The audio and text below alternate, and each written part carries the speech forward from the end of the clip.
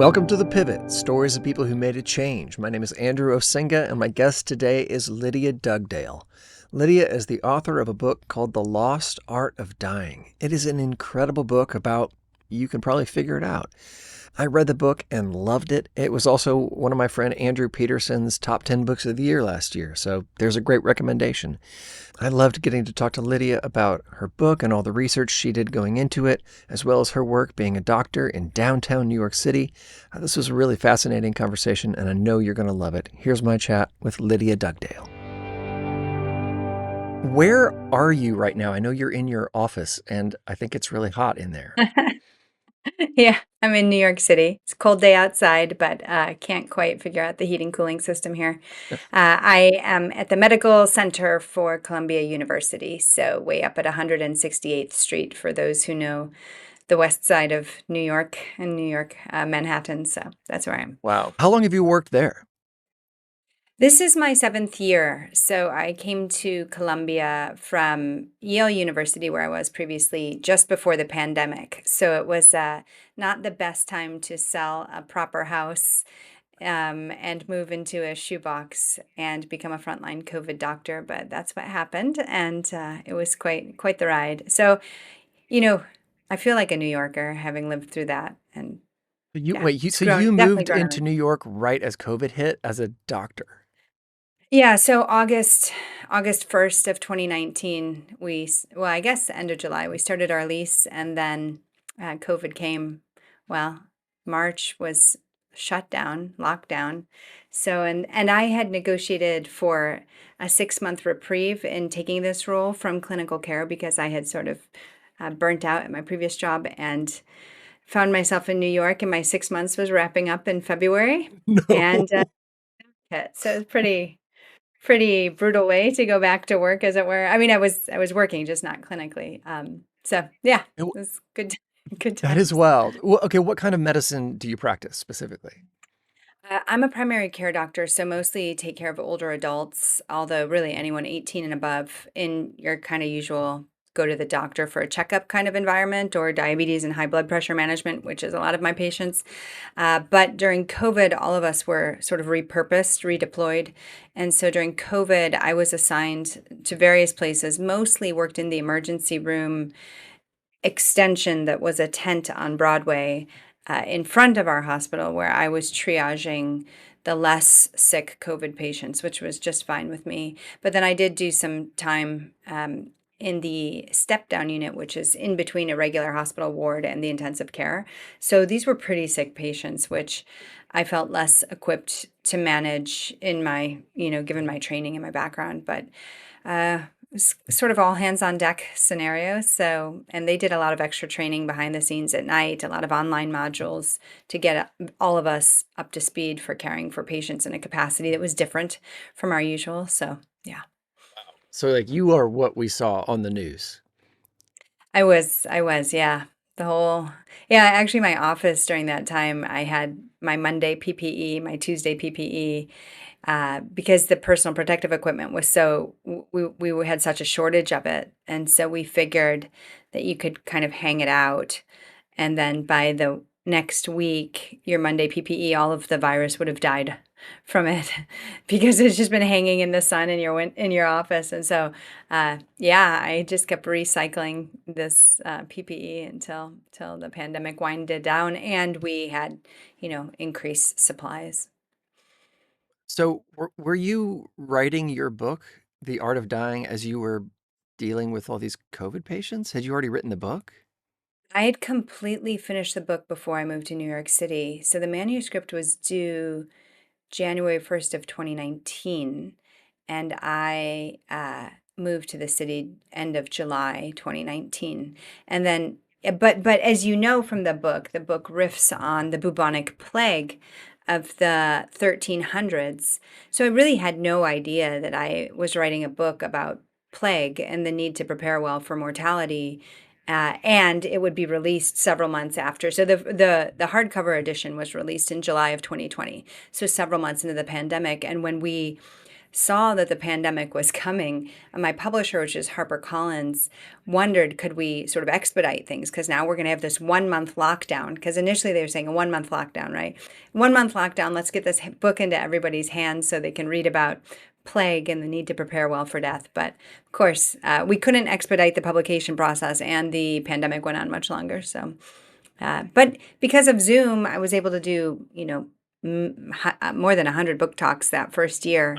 I would just, see patients in the ER, run up to my office, take off my PPE, and do a quick Zoom book talk, and then run back out to the emergency room. And yeah, it Okay.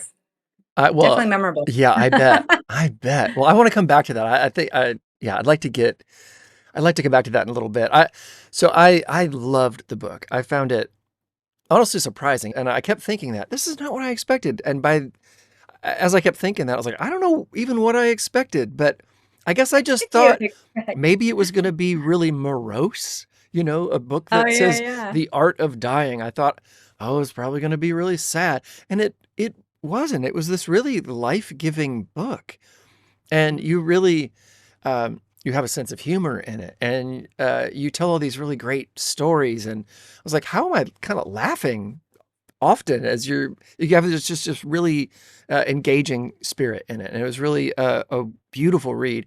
But I'd like to ask you a question about a sentence that really stuck out to me. It was in Sure. chapter 7, the chapter on spirit. You said, it's a really short sentence. You said, in failing to die well, we failed to live well. And it feels like that's a summary of kind of the whole book. Yeah, What yeah. what does that sentence mean to you? Yeah, no, I would say the core, so the book, the Lost Art of Dying, it draws on a lost art, which is the ars moriendi, which is Latin for art of dying, literally. And it refers to a genre of literature that was very popular in the West for more than 500 years, that developed during the aftermath of this outbreak of bubonic plague in the mid 1300s. So, plague, gobs and gobs of people died. Historians estimate up to two-thirds of the population, which we just can't even It's fathom, right? insane. Can't fathom those numbers. Yeah. And then survivors. Now you have to imagine a society where two-thirds of the population dies. I mean, we had, less than half of 1% of people died from COVID. And we still in New York had these tractor trailers everywhere that were refrigerated, and bodies were just going in on shelves because we ran out of morgue space. And that's with just a tiny, tiny fraction of the population dying. So now you have massive loss of life. You have all kinds of disruptions to society, children who are orphaned, spouses who are widowed, servants who no longer have masters to work for. You have fields that have been planted, but there's no one to harvest them. I mean, every way you think about it, the shopkeepers would be gone, but all of their wares would be there. Just total disruption. And so survivors who were also worried about perhaps, the fate, the souls of the departed not having been cared for properly, survivors started asking the leading social authority of the time, who were the clergy. This is before the Protestant Reformation, so this is the Western Church. So, and yeah, there's marginal splinter religions, not splinter. That's the wrong word. There are minority religions that are still in Europe at this time, but they just don't have the social authority that the Western Church had. And so survivors go to the church and say, "Hey, death is coming for us. They were very matter of fact. If it's not plague, it's going to be war. If it's not war, it's going to be famine. But we're going to die, and we've just survived this experience with massive loss of life. We need help preparing." And so the church itself is in a real mess at the time. There are two men and then later three men simultaneously claiming to be pope. So the church wasn't at all in a position where it could do anything about this need of the laity. But once the church resolved its issues in the early 1400s, that's when we see the very first version of the Ars Moriendi circulating, which we think the author's anonymous, but we think is tied to someone from the church leadership. And then you start having offshoots. So with the Protestant Reformation, there are Protestant versions, and then as Protestantism splinters into a million different directions, there are lots and lots of different versions of the Ars Moriendi. Later, there are Jewish versions, and then even by the time of the U.S. Civil War, there are completely non-religious versions of this idea that you need to prepare for death. And the phrase that you highlighted, if you want to die well, you have to live well, it does encapsulate the genre. Because the idea is there's an art of dying. There's a way that we think about living well to the end, so that we die well, but that doesn't just happen right at the end. And so, as a doc in hospital setting and an outpatient setting, also, I have on the inpatient side cared for a lot of patients who basically weren't expecting to be terminal.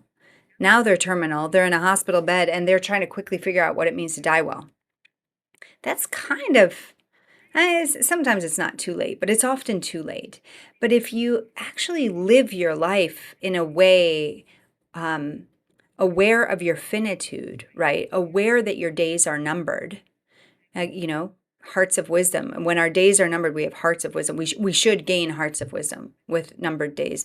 Then we live into the fullness of life in a different way. And you're right to point out that the book isn't exactly morbid. It's not. I think it's more like just keep the end goal in mind, but then live into the fullness of life. Like the work to do is the work today. It's not the work at the very end. You do the work today and you live into the fullness of life but you do this with a view to the end game, which is dying well. You wrote this because you saw so many people die. And you tell all these personal stories, but you also talk about your grandfather's experience with death in the family, and that you witnessed that up close. And well, would you tell us the story of that? That how Yeah, that yeah. was seemed like that was a big moment for you. Yeah, well, I mean, there's a lot of things to say about the deaths that I've witnessed, but my grandfather was a bomber pilot in World War II. While he was in flight school, his plane malfunctioned and crashed. And when it crashed, his flight instructor, who I think was sitting behind him, was beheaded in the accident. My grandfather ends up with a crushed pelvis. He was supposed to receive an honorary discharge, but he really wanted to fight. And so, after months of recuperation in the hospital, his pelvis got repaired and he went on to fight in World War II. And then he was shot down over Germany and taken prisoner of war in the Stalag Luft 3 prison camp, which is the prison camp about which the film The Great Escape had been made.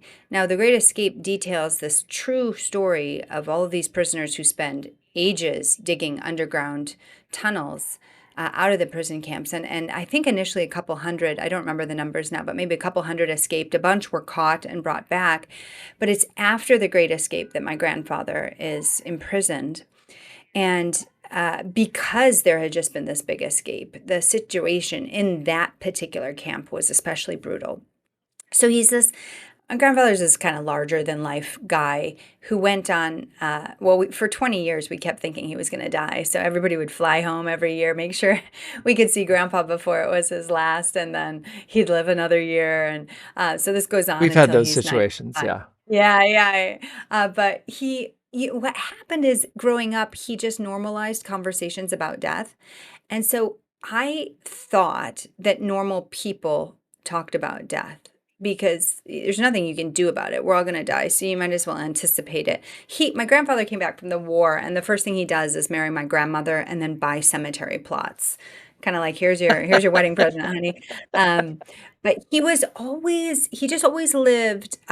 He was gregarious. He was hilarious. He was very productive, but he always lived, and I don't even want to say in the shadow of death. He lived in the fullness of life while he was cognizant that death was a reality, that death is a reality. So that was the environment in which I was raised. And when I got into medicine, I didn't grow up, nobody's medical in my family. I thought, wait a second, why is it that my colleagues aren't sort of comfortable talking about death? And it turns out that many physicians are not comfortable talking about death and, in fact, have an aversion to it and try to avoid talking about it. And now that we have, a specialty that focuses on preparation for death, hospice and palliative medicine, although that my colleagues here, I'm sure they would bristle at that characterization. Hospice and palliative medicine focuses on the relieving discomforting symptoms as one advances in disease. So really the idea is comfort, Yeah. but a lot of times hospice and palliative medicine will have those difficult death conversations. And so a lot of physicians and other clinicians have kind of outsourced the death conversations to hospice and palliative medicine, so they themselves don't even know how to have these conversations anymore. So I get into medicine and I'm like, why are all these people dying in ways that they do not want or their families regret, or we are maintaining vital functions of bodies as they actively decay on life support? Why haven't people been told? Why aren't people explaining what's going on? And it turns out it's easier not to wade into those conversations. But for me, it just felt wrong not to wade into those conversations. So I spent a lot of my early years in training and medicine trying to think about what were effective ways to have those conversations. And it was in that work that I came across the Ars Moriendi tradition and thought, oh, what if we were to revive that today? That would be a really compelling model. In some ways, initial iteration from the church, but really pluralistic. Everybody needs to prepare for death, regardless of whether people are religious or not. And the Ars Moriendi did. It crossed all these different traditions and non-traditions to say, hey, do this work, live into the fullness of life because your days are numbered. So that's kind of what led to this work. Yeah, it's interesting. One of my dear friends, his father ran a funeral home, and he said when he was a kid, he would go down and eat dinner while his dad was embalming bodies, and he was like, it was a weird childhood that he didn't think was weird, and Yeah. he says in a very similar way that how that shaped him. He's like, maybe in some ways, maybe not great, but in a lot of ways, probably very healthy. In that Yeah. you never have an illusion that you're not going to end that way. Um, That's right. yeah. Yeah. So I'm in a book club, and I hike once a month with my book club. We're an intergenerational group. There's a woman in her 30s. I'm in my mid 40s. There's a guy in his mid 50s, and then there's a woman in her I think late 60s, maybe early 70s. And we read a book and we go hike and talk about it. And it's like the highlight of my month. And last month I was telling them that I was going to talk with you, and I had just started reading your book, and it led to this great conversation. And I ended up asking our older friend if she had any questions for you, and she did. And her question was, do you as a doctor make any kind of distinction between natural life and unnatural life at the end of life? So I think she's asking about unnatural life as being maintained on life support. Is Yeah, that yeah. Like at okay? what point is a life unnatural? Yeah. No, it's a great question. A part of what technology has done is completely blur those distinctions. So you can ask that question many different ways. I mean, there is the patient with, let's just say, ALS, which is Lou Gehrig's disease, where essentially all of your muscles stop working, including the muscles of the diaphragm. So the very end in advanced ALS, people can only blink. That's the last thing you can do. But well before that, if you want to keep living, you need to be on a respirator to breathe for you 24/7, and you need to have food pumped into your body because obviously you can't chew or swallow. Food pumped into your body to maintain your life.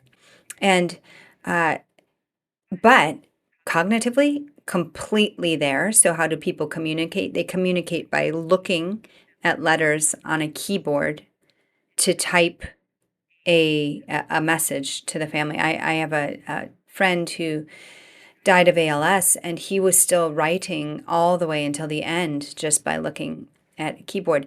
Now you could say, well, here he is, or here anybody with advanced ALS is completely dependent on a breathing machine, dependent on a feeding machine, which is really just a tube surgically placed into the stomach, but then you have a pump that's pumping the food in.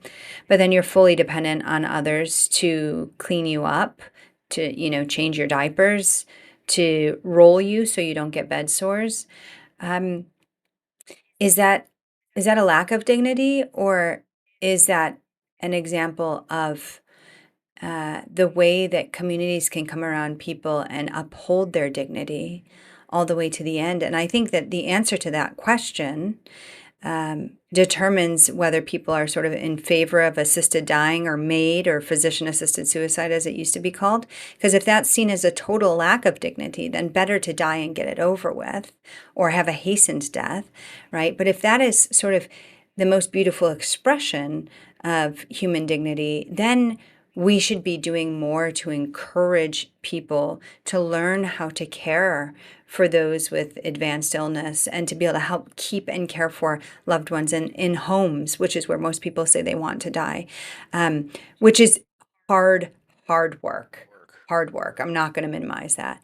Having said all that, the example of someone with advanced ALS is still completely cognitively intact, whereas we do have patients, many patients, our intensive care units are full of them, where they're on a breathing machine, they're on a kidney machine to clean their blood and make their urine, they're receiving artificial nutrition and hydration, they might be on an additional medicine to keep their heart beating, they might even have a surgically implanted heart pump.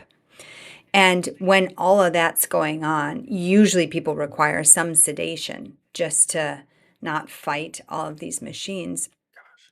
But then you have to ask, well, is that a lack of dignity? In many ways, if the person's not going to recover ever, that feels like it's an assault on every aspect of the human body. Plus, they aren't able to participate in any aspect of life. But then you have to be too quick. You can't be too quick to also assign that as a life not worth living, because we have many people with severe neurologic impairment or born with developmental delay, severe developmental delays or severe neurologic deficits, who we consider as by virtue of them being members of humanity, Absolutely. that they have all of the dignity that inheres in a person. And so, yes, we care for the most vulnerable with everything that we have. So I'm laying out these different kind of scenarios to just show you how messy and complex it is.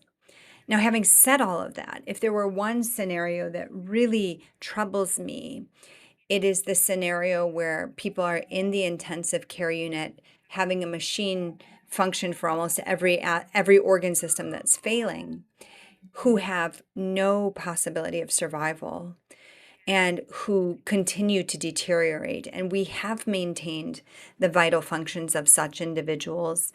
We've kept their bodies going even as they literally are decomposing. And that, to me, feels wrong on a very deep level. But that's an extreme scenario. And then the question moving back is, okay, how much of that do I want to tolerate? Does my family want to tolerate? And is there a line that I draw sooner, such that I might be able to have a more natural death, maybe at home, without kind of all of the trappings of the hospital? It's really gray, and the technology makes it even grayer, because the woman who is on life support for 48 hours in the intensive care unit just to treat a pneumonia looks exactly the same as the person who has almost no cognitive function at all and is fully dependent on life support. They look the same. And when Granny goes in for pneumonia and comes back out, you think every time she goes in and looks like that, she's going to come back out and be just the same. But it's not that clean. It's not that predictable. That has got to be so difficult. And you see it all the time. And so you Yeah. probably recognize a lot. I mean, you recognize a lot more signs of these things. Whereas if I'm going in there with my grandmother, that's the only time I've ever gone in there with my grandmother. So I don't know what I'm talking about. Right. Yeah. Yeah. No, it's hard. So we And have no one of the context for these things. Yeah, one of the things that I really encourage people to do is ask, and I talk about this, especially I think in the last chapter of the book, but encourage people to really push their doctors on the hard questions. Uh, and an easy way even to start is if this were your grandmother, if this were your mother, would you do this? How would you counsel us if we were your family members? Because I'll tell you that a lot of physicians, I mean, we see this stuff all the time. Even though, the patient who's highly likely to recover and the patient who's highly likely to die can appear exactly the same. All of the data points in the background is what we're looking at. And yeah, I think it's always worth asking, would you do this for your loved one? And really pushing doctors on that. What is the likelihood of recovery, even with all of this technology? Yeah. What led to you writing this book? When did you decide, I need to put this stuff down? Yeah, so I was super junior, just kind of maybe a year out of training, and had discovered the Ars Moriendi as a genre. And then so my scholarly work is in ethics, and a very prominent ethics journal in the medical ethics world put out a call for papers. It was kind of a contest. And I'd just been thinking about the Ars Moriendi, and so I sent in a little article, just 1,600 words or something, and said, basically, we need to revive the Ars Moriendi. We need a new art of dying. And this little article was selected from among hundreds as, one of the winners or whatever. And then a week later, I got a call from a publisher who said, we know you're super junior, but would you consider submitting a book proposal for an academic book on this topic? You would edit it and get lots of people to help you think through what a revived Ars Moriendi would be. And so I did that and published that book with MIT Press in 2015. And then, kind of thought it would stop there. I don't know. When you're mostly just taking care of patients, that's like that's the world you imagine Yeah. for yourself. But then MIT Press came back to me and said, "Hey, we're doing this crossover series, which is when an academic press tries to publish a book that's for a broader audience." Yeah. And they said, "We're doing single issue. Would you write the book on death?" And I said, "Well, that'd be easy. I've been thinking about this. The academic one was fine, but it wasn't what I wanted. It wasn't the book I imagined, and it was edited, so it's lots of voices. And to sort of bring that all together, I wanted a much more coherent manuscript, and I knew what I wanted. And so when MIT asked me, I said, sure, no problem. I wrote off a book proposal in a couple of hours. And then a mentor of mine basically said, don't publish that with MIT Press. You should try to publish it with a press that's more geared toward the public. And so, yeah, long story short, that's what happened. And I'm super grateful to MIT Press for the nudge initially, but yeah, ended up publishing with Harper. And um, I, and then it was published right after the pandemic. And then the pandemic really brought into relief how important it is to think about one's mortality. Of course, I would say, the more than 125 or 150 book talks that first year, most people were still quite reluctant to think about their mortality. The boomers were the best. In all of the book talks, the boomers were happy to talk and happy to kind of start pondering mortality, think about the states of their relationships and how, with whom they need to reconcile, what they need to do to get the proverbial house in order, whether it's from a practical standpoint or from a relational standpoint or from a religious standpoint. So they were really willing to dive in. But a lot of the younger people, including some people who had had really, really terrible bouts of COVID, were still very reluctant. They sort of kind of came to my talks. I don't know. I don't know why. Maybe somebody told them to come, but were very sort of full of trepidation to engage questions of mortality. And again, I think we just have to sort of demystify it. It's just a fact of life. We're all going to die. Get over it. And then how are you going to live into the fullness of life with that reality? You were very smart. You were a founding co-director of the program for medicine, spirituality, and religion at the Yale School of Medicine. Right. Hmm. Um, so we hear all sorts of stories about like elite universities. Not many of them involve studying religion. So What led you to doing that? What did that look like? Marrying medicine with religion and spirituality, like in a place like Yale. How did that happen? What was that?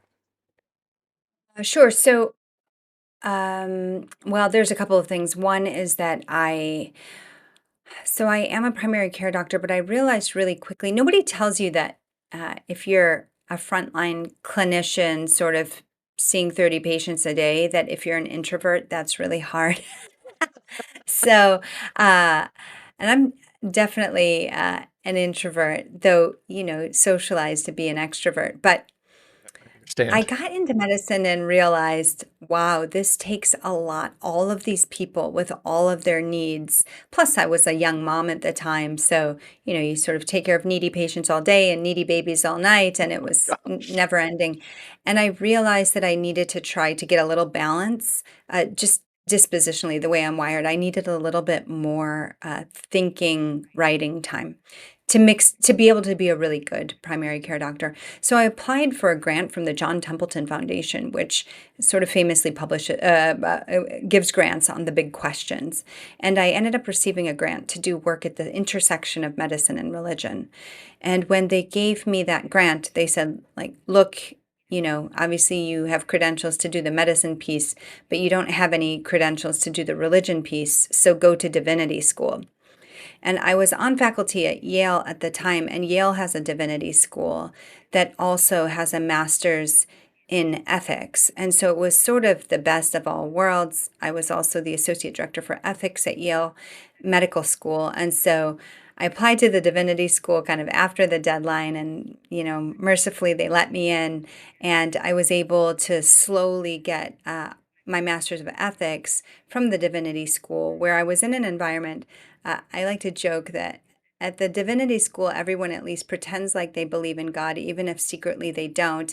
And then I would go down the hill to the medical center where everyone pretends like they don't believe in God, even if secretly they do.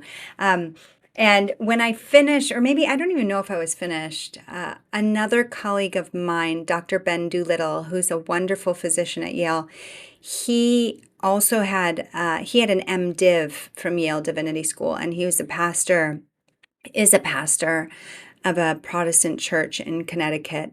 And he said, hey, some of the other big academic medical centers, he was thinking particularly of Duke University, have programs that marry medicine and religion. You and I both have divinity training. We both have medical training. Why don't we create a program?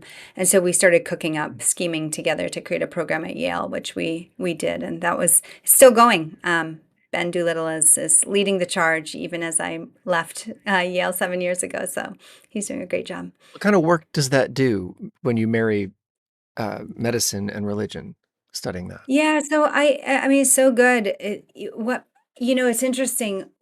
Medicine has become so technical that most physicians and even many nurses, although I think in general nursing training is still much more humanistic than medical training, um, many physicians don't even have the vocabulary to ask questions such as, what does it mean to be human? What does it mean to suffer? How do I will make medical mistakes. I will make mistakes. I will harm people. How do I reconcile that with continuing to care well for the sick? Um, you know, what is life for? What happens when we die? These kinds of questions of ultimacy, Paul Tillich would say, are religious questions, but they are also questions that affect every single human being. And because medical training is all consuming and there are so many requirements for it, the emphasis tends to be on all the technical aspects, all of the knowledge that one has to accumulate, and very little, almost nothing, of the big questions. And so I think training in medicine, or training in divinity then, and bringing that to medicine just create space. So our program, we had fellows, we brought in guest speakers from across traditions to teach and to speak to the Yale community. But as a way of keeping that door open and actually maybe even opening the door a little bit more rather than closing it altogether. Beautiful. I was surprised reading the book when I got to the chapter on spirit. It really, you kind of took a left turn. You're talking about dying, you're talking about living well, and I don't know, I should have maybe seen this coming, but all of a sudden you're talking about what happens after we die. And Yeah, you go there. I And do. I and you're talking do. about you're quoting NT Wright for a while. And I was like, and I'm a Yeah. huge NT Wright fan. And Mhm. I was really fascinated by how you went into that and how thoroughly you explored all the different ways people reckon with that when they are sort of facing the end. Why did you write that in this book? Why did you feel you had to put that there? Yeah, I mean, obviously, I'm a person of faith myself and practicing Christian, and to me, you cannot talk with integrity about the need to prepare well for death without at least making space for people to consider their questions of ultimacy, their religious questions. I've always practiced in well in large academic secular health centers. That's what I know. That's my world. I take care of very diverse patients. I have very diverse colleagues here in New York. It's just incredible. Yeah, and so I'm not trying to be all things to all people. One of the big criticisms of my book is that it's too Judeo-Christian, even though it's not even a religious book. Yeah. But when I put things on the table, I draw from Western traditions. And look, I'm a kid from Kalamazoo, Michigan. I like what I know is the Judeo-Christian traditions and growing up, apple pie and all that. Um, I am. I'm not trying to sort of put what every world religion's metaphysical commitments are at the end of life or at death. That book actually has been written. There is a book on the way that Ars Moriendi shows up in all these different religious and cultural traditions around the world. That's older book. I wasn't trying to do that, but what I wanted to do is say, look, here in the West, which is what I know, which is where I come from, these are the sort of leading worldviews. I'm not telling you what to believe. I'm not evangelizing anybody in this book. I'm just saying simply that, hey, in the first century, there was a general belief in an eventual resurrection of the dead.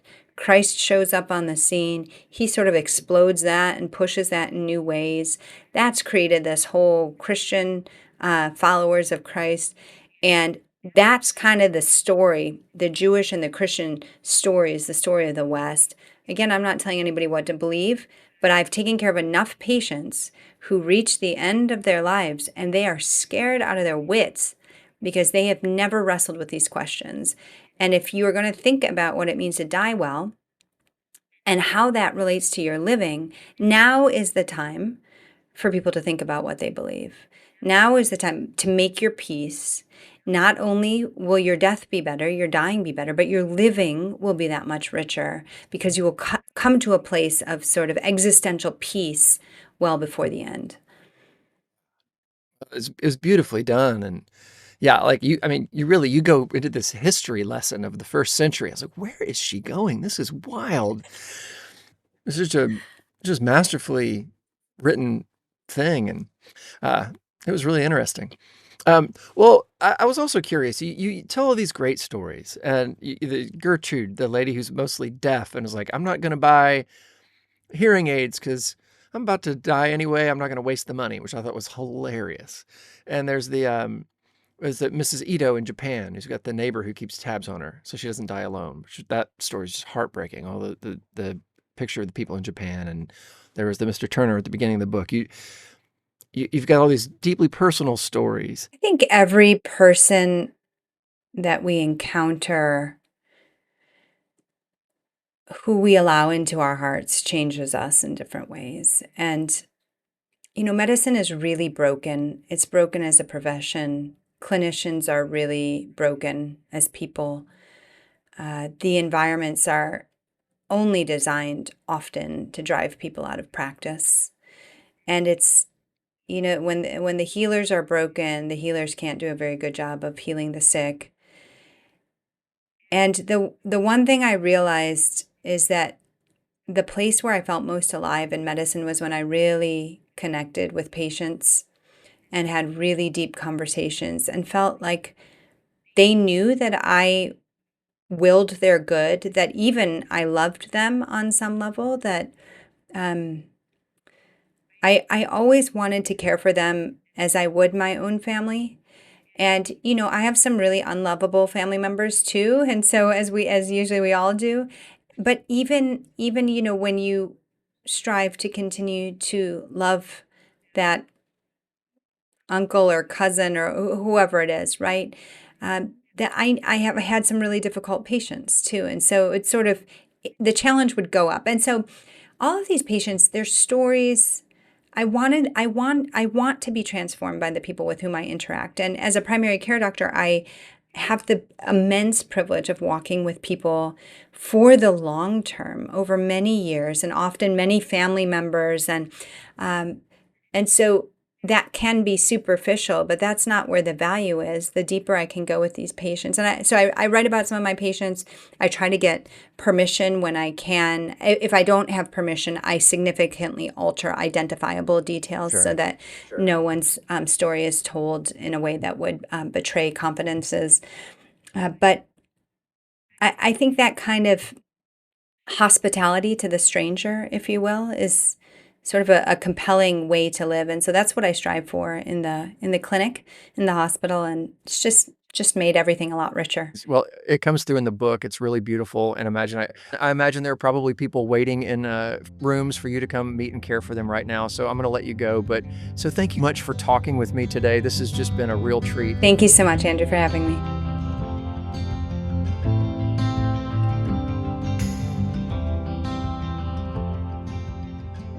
I really cannot recommend her book enough. It is so good. Also, for those of you who are watching this on YouTube and aren't able to watch it, that's because we had some issue with the video from her hospital, and we were not able to actually get a good video. This video episode is just audio, and there you go. You know what? We did over 100 episodes of this show that were just audio, and frankly, they were fine. I think it's great. It's been a lot of fun over on my Substack recently. I've been talking a lot about this new book project that I've been working on called The Quiet Hours. It's all about sort of modernizing the Book of Common Prayer, making a simple, easy-to-use daily way to get into Scripture and prayer, in touch with these old traditions in a way that moves past some of the barriers of old Irish language and a stack of books and bookmarks and calendars and some of the things that can get in the way for me and for a lot of people that I talk to who I know would love to have liturgy and some of these older traditional forms of prayer and scripture reading in their lives. And it has been a real joy, a lot of fun. So if you want to check that out, go on over to the Substack. That's where you can also just be in touch with me, find out about some other things we've got going on with Anchor Hymns, the occasional show. We're going to try to do some Substack Lives, which are sort of the mix between Substack and the podcast, and we're going to do it live, some conversations there where we can kind of interact a bit more. I'm looking forward to that. I did one with Jonathan Rogers last week that was on his Substack. Turns out they showed up on both of ours, which I didn't know that was going to happen, and that was a whole lot of fun. We got to talk for an hour about the lengths we've had to go to get away to write, and we had a really fun chat with a couple hundred people. It was so fun, and I want to keep doing that kind of stuff. So be on the lookout for that, and that's all going to be over there on the Substack. So that's kind of where we're doing stuff these days. It's also where you can support the show if you want to toss a couple bucks to help us keep making this, which would be great. But you know what? You're great, and I'm so glad you're here. I hope you enjoyed this episode. I know I did, and we'll be back in 2 weeks with another great one. For now, go do something awesome.